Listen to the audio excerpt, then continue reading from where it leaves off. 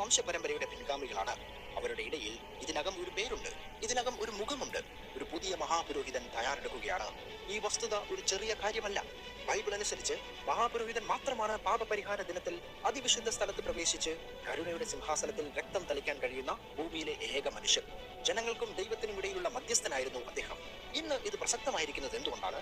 കാരണം പ്രവാചകനായ ദാനിയേൽ 9-27 എഴുതിയത് നിവൃത്തിയേറണമെങ്കിൽ വീണ്ടും യാഗങ്ങളും ഒരു യാഗപീഠവും പുരോഹിതന്മാരും ഒരു ആലയവും ഉണ്ടായിരിക്കണം. എന്നാൽ ആലയം വായുവിൽ പണിയപ്പെടുന്നില്ല. അതിന് ഘടന, തയ്യാറെടുപ്പ്, അറിവ് എന്നിവ ആവശ്യമാണ്. ഇതെല്ലാം ഇതിനകം തന്നെ നടന്നുകൊണ്ടിരിക്കുകയാണ്. പ്രവചന പദ്ധതിയുടെ ഭാഗങ്ങൾ സ്ഥാപിക്കാൻ തുടങ്ങിയിരിക്കുന്ന ഒരു കാലഘട്ടത്തിലാണ് നാം ജീവിക്കുന്നത്. നൂറ്റാണ്ടുകളായി പ്രതീകാത്മകമായി തോന്നിയത് ഇപ്പോൾ അക്ഷരാർത്ഥത്തിൽ രൂപം കൊള്ളുന്നു. മൂന്നാം ആലയത്തെക്കുറിച്ച് സംസാരിക്കപ്പെട്ടിട്ടുണ്ട്. അതിന്റെ സാധ്യത, സ്ഥാനം, അതിന്റെ രാഷ്ട്രീയ എതിർപ്പ് എന്നിവയെല്ലാം ചർച്ച ചെയ്യപ്പെട്ടിട്ടുണ്ട്.